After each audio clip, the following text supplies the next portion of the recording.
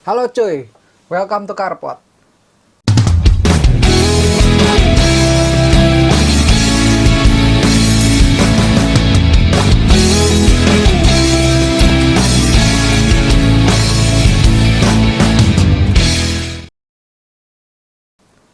Hari ini kita di episode Carpot Jalan-Jalan.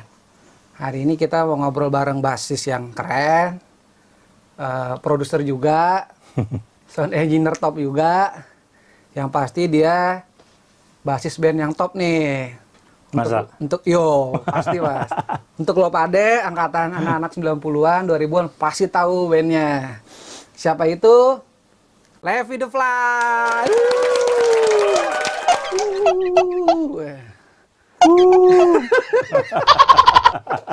Apa kabar mas? Baik, alhamdulillah. Sibuk apa mas sekarang nih mas? Aduh, sibuknya banyakan di studio aja. Studio ya. Karena kondisi sekarang jadi ya kerja di rumah. Sebenarnya kalau kerja di rumah kayak kita udah biasa ya. Iya, emang di rumah mulu. Di rumah mulu kalau kerjain. Iya. Jadi kalau work from home kita malah bingung. Aduh, sama aja ya. Gimana mas, kalau produksi-produksian atau tek-tekan, studio masih nih mas? Studio masih, alhamdulillah masih ada yang latihan masih ada, yang rekaman masih ada, yang ngurusin film masih ada, yang bikin keren. iklan produksi juga masih ada, alhamdulillah. Alhamdulillah ya. Jadi maksudnya walaupun kondisi gini nggak membatasi produktivitas kita nih mas. Iya, betul. Gitu. Mas, kita mau nanya sedikit nih mas. Awal mulanya serius ngebasis tuh jadi kapan tuh mas? Serius ngebasis ya? Ya, jadi seorang basis nih. Kapan tuh? Jadi dulu itu pas gue SMA itu gue ngeband, tapi gue main gitar. Oh, gitar dulu malah ya? Iya, gue main gitar. Nah, jadi basis itu pas gue kuliah. Jadi pada saat gue kuliah itu gue ngajakin teman-teman kuliah gue ngeband. Di saat itu gue ngeliat, wah, skillnya lebih jago mereka nih. Iya. Akhirnya gue ngebass aja deh, gue bilang. Karena pada saat itu gue sangat adore banget sama yang namanya Flea, Red Hot Chili Peppers, terus sama Marking, Level 42. Iya. Walaupun gue nggak bisa main kayak mereka, tapi gue sangat mengidolakan mereka. Bang Billy nggak ya, Bang Billy? Bang Billy sih lumayan.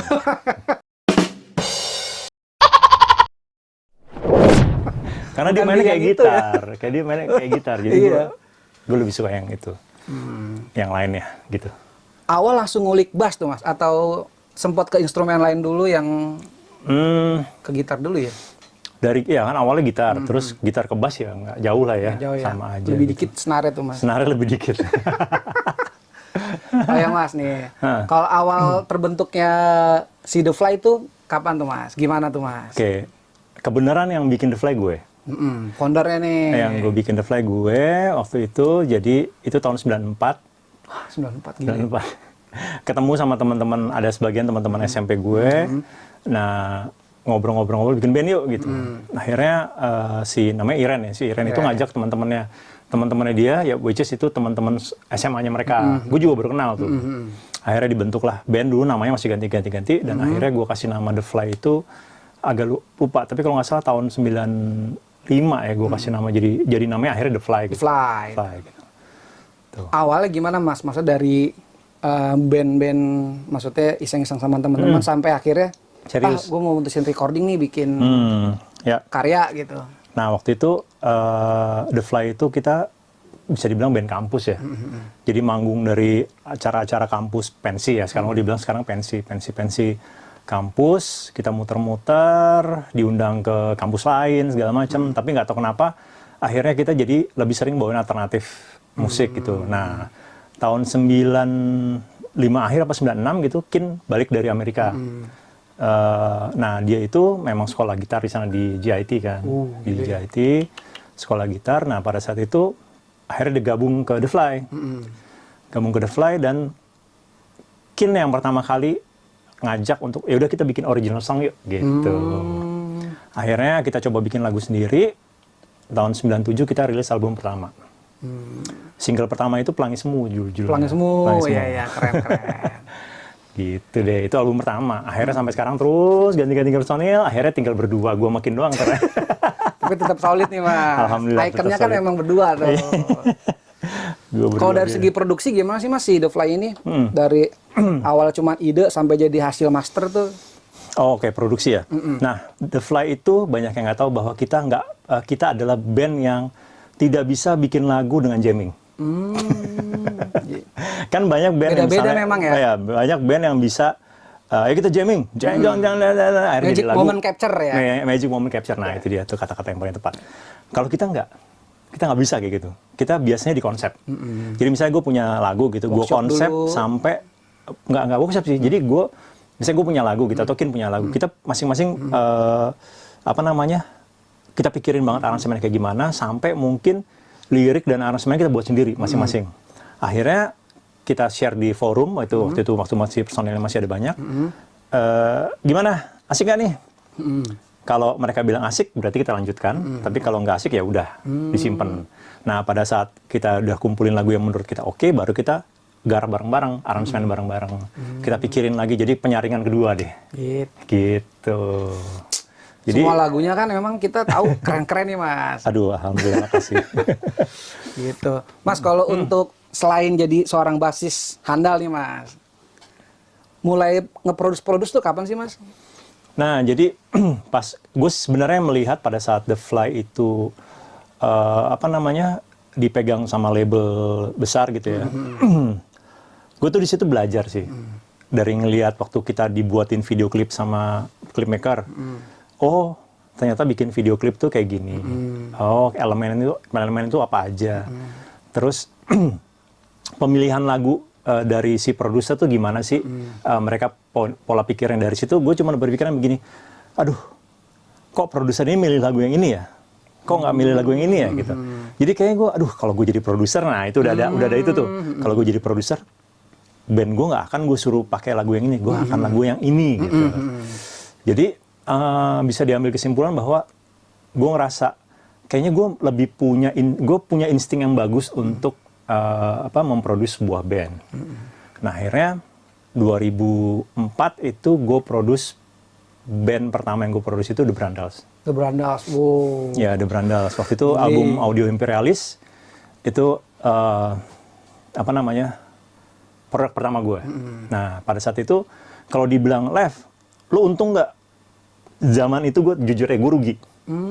Jadi kickback yang dibalik ibaratnya revenue yang gue dapetin nggak sebanding dengan apa yang gue keluarkan. Tapi di situ gue menganggap bahwa itu adalah uang kuliah gue. Karena pada saat itu belum ada nih sekolah-sekolah SAE kayak gitu-gitu, belum ada. SSR gitu ya. Belum ada. Jadi itu uang kuliah.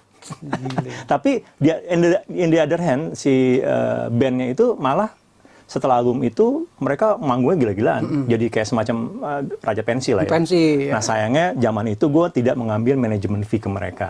Jadi benar-benar murni gue jualan CD dan kaset zaman itu ya. Jadi Sebenarnya kalau menutup. ada potongan lumayan tuh Mas. Oh, itu pasti balik. Itu pasti balik modal dan untung besar gue.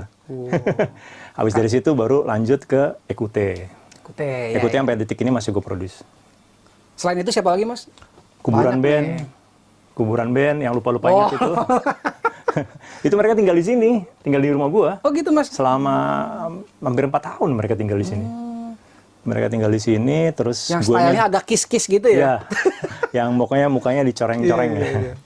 Gitu. Terus LA Latin Fest juga yang volume 5 tuh semuanya gue yang produce. Banyak lah. Tuh. Multi talent ya. Alah. Gila. Mencoba, gue orangnya penasaranan sih sebenarnya. Keren sih Mas ya. Kalau untuk ini Mas, kita kan juga semua tahu nih, Mas Levi kan sound engineer keren dan top nih. Aduh. Mulai kapan tuh Mas? Ngegelutin dan atau ngulik audio sampai jadi, gue seriusin deh nih gitu. Awalnya tuh waktu tahun 90-an itu, gila itu, kita sebagai musisi itu, gimana cara bikin lagu ya?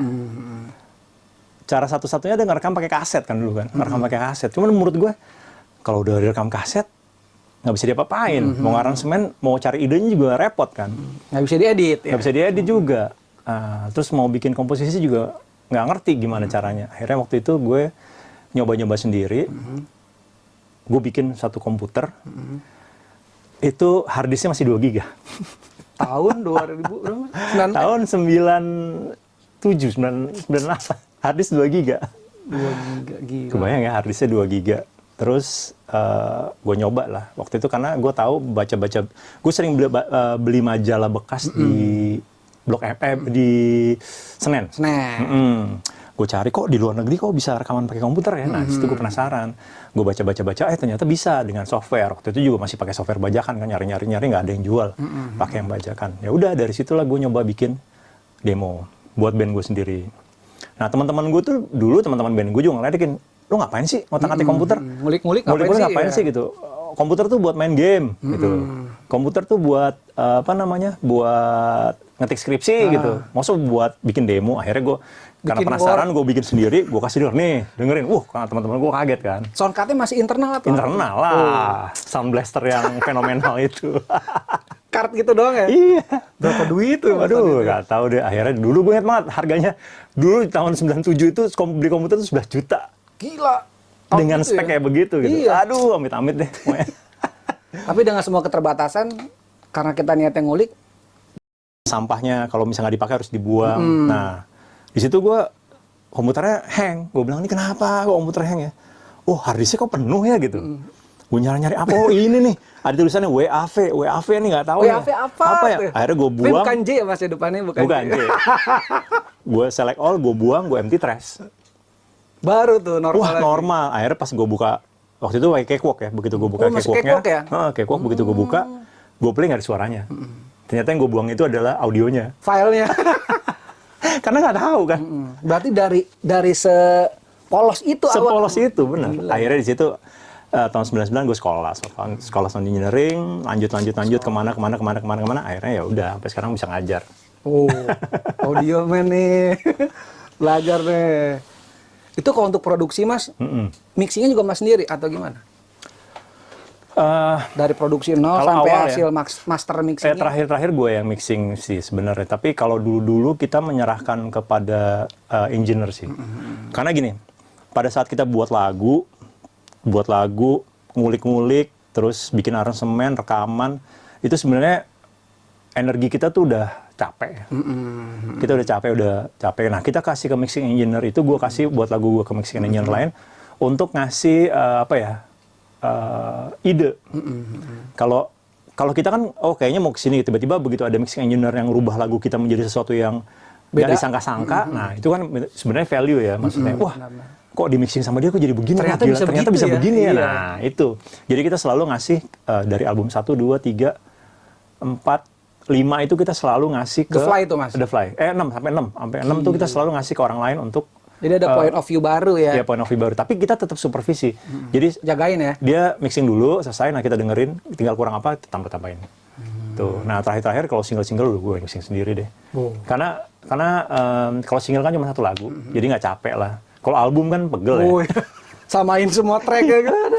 Males. Kalau The Fly sendiri sekarang masih aktif atau gimana mas? Masih, alhamdulillah masih aktif. Kita lagi mau bikin virtual konser nih, cuman lagi ada kendala sedikit jadi mesti nunggu. Kemarin itu sebenarnya sebelum pandemi itu kita baru rilis single. Judulnya Sebelah Mata. Pada saat kita mau rilis, baru rilis nih pandemi. Ya udah. Digital udah ada tuh mas, digital ya? Udah ada. Nah, download tuh. Spotify segala macam mas? Spotify dan lain-lain. Itu judulnya Sebelah Mata. Sebelah Mata. Gitu. Apaan tuh? Gitu. Planning ke depannya mas untuk mas atau The Fly-nya gimana nih mas? Ya bisa dibilang kita tuh kan kalau dibilang The Fly itu selalu survive, selalu sukses dan mendapatkan income yang gila-gilaan dari band kita, enggak juga kan. Dunia berputar ya, kadang-kadang lagi naik, kadang-kadang turun, kadang naik, kadang turun. Cuma gue sama Kin punya visi yang sama. Kita kalau dibilang musisi kan harus punya karya ya. Jadi kalau dipikir mau laku mau nggak laku itu urusan belakangan. Itu rezeki datangnya dari yang di atas. Tapi pertanggungjawaban kita di musik itu harus terus dijalankan. Berkarya terus. Berkarya ya, terus. Ya. Gitu. Karena memang kalau hits itu nggak ketebak ya mas ya. Ya nggak tahu lah. Rezekinya karena ya. banyak loh teman-teman gue yang udah mau bubar gitu. Udah lah nih adalah single terakhir dah selesai goodbye. Dia meledak dan nggak jadi bubar. Itu kan banyak yang kayak gitu. Ada beberapa band yang teman gue kenal itu rata-rata kasusnya kayak gitu. Tiba-tiba meledak pada saat dia mau bubar gitu. Ya, lucu lah. Malah kalau kita yang emang diniatin tuh suka nggak jalan tuh mas. Makanya apalagi kalau dikonsepin, kita bikin konsep lagu jualan nih, nggak jualan. Bagi kita nih soundnya keren atau aransemennya keren, Ternyata nggak masuk ya. Nggak apa-apa. Jadi menurut gue sama gitaris gue Kin, ya kita bikin musik yang kita mau aja deh. Nggak usah mikirin pasar sekarang lagi gimana, ya udah serah deh. Mau suka-suka, nggak suka ya udah. Iya. Gitu. Kalau vokalis sekarang siapa, Mas? Vokalis gue Kin. Jadi vokal gitar dia. Nah, lucunya adalah Kin itu pada saat kita ngeluarin album pertama dulu tahun 97, lagu Pelangi Semu itu bukan Beja yang nyanyi, tapi Kin yang nyanyi. Jadi dia yang nyanyi. Jadi entah kenapa produser itu ngelihat bahwa kayaknya lagu ini cocok banget dinyanyiin sama gitaris lo gitu, dibandingkan sama Range vokalis vokalnya lo. mungkin ya? Mungkin, karena dia vokalnya kan luas, tinggi ya bisa dibilang. Dulu dia ya. bawain kreator Megadeth, ya udahlah. Ngeri ya? Ngeri. Kalau si The Fly ini influence-nya kemana sih, Mas? Kayak agak ada Radiohead-nya juga. Campur ya? Iya, ada YouTube-nya. Jadi kita bisa, gue bisa ngomong bahwa kalau ditanya The Fly itu apa ya? The Fly itu modern rock. Modern rock. Jadi ada unsur, ya kalau dibilang ada Radiohead-nya ada, U2-nya ada, yang Dave Matthews-nya juga ada. Jadi ya mungkin gini ya, The Fly itu menjadi musik-musik, The Fly itu akhirnya menjadi musik The Fly karena influence yang kita dengarkan gitu. Jadi nggak hanya 1-2 band yang kita dengarkan, tapi banyak banget gitu. Dan belum lagi antar personil beda taste-nya gitu. Kalau gue sebenarnya gue lebih ke, gue anak punk dulunya. Kin itu anak metal. Metal versus punk. Iya. Terus gue suka techno rock gitu. Kin lebih ke American style atau yang lebih ke British dan lain-lain itu dia gitu. Jadi Sound gitarnya emang agak gitu ya? jadi akhirnya begitu kita combine menjadi si The Fly ini ya, hasilnya outputnya kayak gitu. Keren. Terima kasih. Semoga sukses terus nih, Mas. Amin, The Fly-nya. terima kasih. Terus juga studionya semua lancar. Amin. Amin. Terima kasih juga nih, Mas, untuk waktunya, kesempatannya hari ini nih, Mas. Sama-sama. Thank you udah mampir ke studio saya. Iya, sama-sama. Makasih juga nih, Mas. Iya. Studionya keren nih. Makasih. Gitu. Oke, cuy. Pantengin terus Karpot. Jangan lupa like, subscribe, share, dan komen nih, Mas. Tuh, Jangan lupa. komen yang banyak.